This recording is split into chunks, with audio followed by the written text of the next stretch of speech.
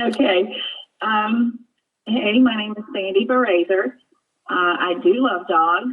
I am 55, and my husband and I have between us 3 grown sons.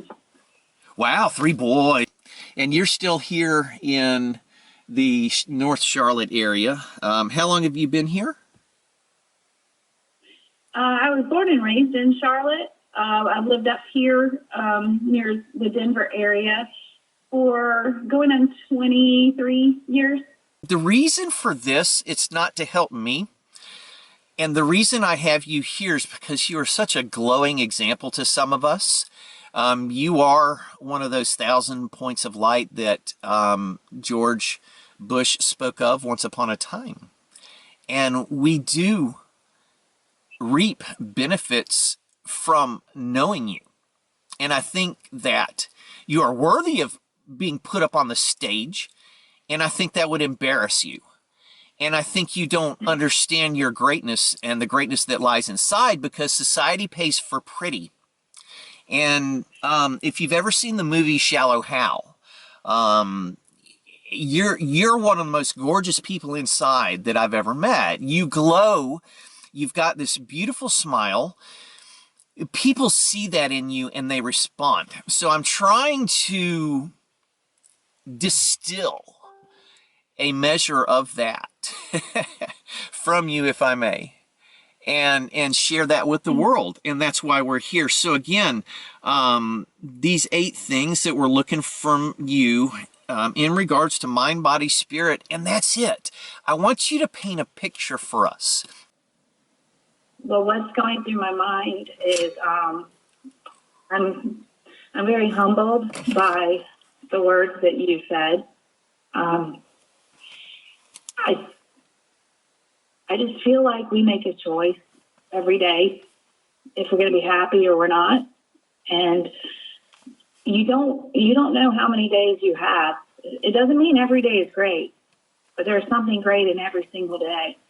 Sometimes you have to look a little bit harder. And to get to that point in my life, it hasn't always been that way. For the most part, even as a child and a teenager, I have a lot of friends on Facebook that I grew up with and that I still get to see, luckily, that laugh about that I've always just kind of been happy-go-lucky. And there's a time in my life in my early 20s that because of circumstances that I put myself into, but that were not fully in my control, I had lost that.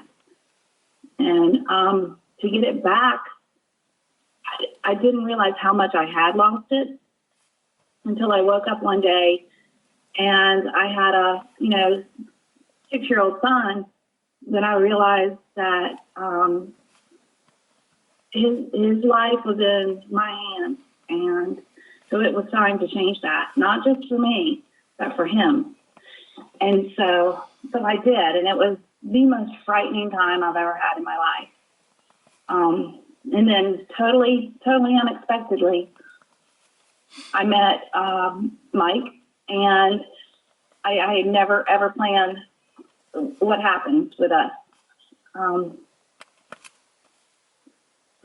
Mike came along, and I'm sorry if I get choked up. That's okay. It's great. He showed me a courage that I didn't even know I had. And I never, ever would have found that, I don't think, without him. He's the most positive person I know. He's a curmudgeon. That was fun. He's one of those that if he grunts, it's funny, so it's kind of hard to take seriously. Is he a get off my lawn kind of guy? Yeah, okay. Exactly. About how old is he, may I ask? Sorry to interrupt you. What's his age group? He is 12 years older than I am. Okay. He's 67. And, there were whispers that this will never last. Neither one of us had ever planned to remarry. And, but I think that the age difference is it plays a huge part in why we did last, because he absolutely grounds me. I'm flighty. I do see sunshine and roses most of the time, and he's my reality. Doesn't mean he's negative. He's my reality, and he grounds me. And you spoke of that peace and that center balance. He brought that to me, and so all the years, I don't regret the hard times, the struggles, and the unhappy time that I had. You can't appreciate one without the other. You can't appreciate a sunny day until you have a rainy day. And you have to have a total contrast of something to fully appreciate it, I think. And that can be said for anything in life. You can't appreciate a good meal if you've never been hungry, or having money if you've never been poor, or feeling good if you've never felt bad. And we used to tell our kids that when they were younger, and they would just roll their eyes and walk off. But I reminded them when they're 40, they'll appreciate it. But I don't regret anything I've ever gone through, only because it's made me who I am, good, bad, or indifferent. It's all of them added together have made me me. And doesn't mean I'm perfect, but it means I'm happy with myself. Doesn't mean I don't need to make changes, but I'm happy with my soul. And there's a lot to be said for that feeling. In 2006, I started having a lot of health problems, and they presented themselves. And again, I never would have made it through without him. And the whole, and sickness and in health, he personified that. I mean, he could have said, "Oh, you are so not worth this," but he didn't.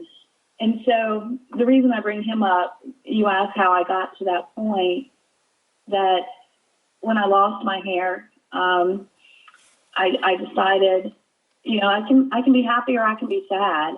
But it's not just my hair. Let me back out. It's not just my hair. I have autoimmune issues, and I have lupus and fibromyalgia and several others that cause a lot of pain all the time. But I decided I can be happy or I can be sad. But either which way, there's two things that are going to be constant. I'm going to be bald for the rest of my life, and I'm going to be in pain every day. And it would just be really selfish to whine and mope and make the days that I do have more miserable, or miserable in general. And Mike and the boys didn't sign up for that. It's not fair to them either. It's not fair to anybody that's in my life that loves me to put them through that, because negativity is draining, not just emotionally, it's physically draining. And when you say, what do I walk away from that doesn't give me joy? And it's negativity. And I don't mean somebody having a bad day. I mean just a negative energy in general. I can't let that in my life, just because it's an added struggle that I would voluntarily allow in my life, and I can't do that. So that's why I decided to be happy. And like I said, it doesn't mean I don't have bad days at all. But even my bad days, I still smile to myself and think to myself, you know what? Wasn't perfect today, and for over 20 years, I've had a book by my bed. It's like a journal, and it says on the front, good things are happening. And at the end of every day, I write down three positive or good things that happened to me that day. Some days it's I got out of bed, I got home, I pet my dog. So some days they're not grandiose, they're not big things. But it makes me go to sleep, and my reflection is 3 good things that happened to me that day, not 3 bad things. And it helps me get up and try to take on another day. So, is that kind of a long answer? I'm sorry, you've got me choked up. That's just beautiful. I couldn't have asked for a better testimony. I guess I honestly didn't realize. I knew you had.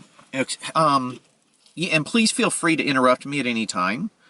I did not know about the lupus, the fibro, and the autoimmune issues. I knew that you had lost your hair because you had alopecia.